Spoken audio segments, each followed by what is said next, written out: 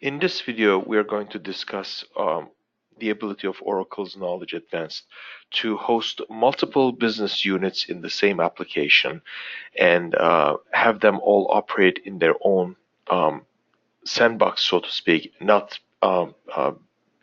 interfering with each other's work.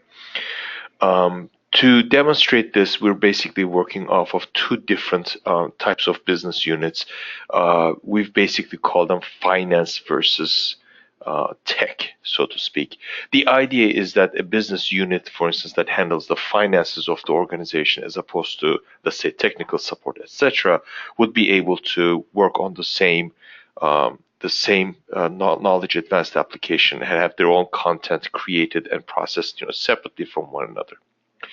This ability is called view. So there are two views that we're looking at. View number one is the tech view, and this KA author that we have in here is assigned to that particular view. So from that person's point of view, when we look at the content in specifically the how to content type, we see that they have access to 3 articles. From their point of view, there are only 3 articles in this application. I've marked them as tech because they have the sort of text specification in here. This was also created as a tech view. But the KA author number 2, as we've sort of constructed here, this person has the secondary view, and their view is essentially a finance view. So from their point of view, in this particular content type, there are only 2 documents. One is the one that's assigned to the finance view, this how to set up a new account from finance, and the one that is for common both in tech and finance view, how to sign up for online banking, as opposed to the tech view, where we have how to sign up for online banking, tech, and finance available for the tech person, as well as how to set up a new account. The tech article is available for them. Now, we have the ability to assign the same 2 different views to a particular user, and this user in this case is the KA publish person, and KA publish is able to look at the same content and see all documents created from both views because they are given access to both. So we can see the finance view here and the tech view here, which is what the KA publisher has access to, and the tech and finance that has it in common.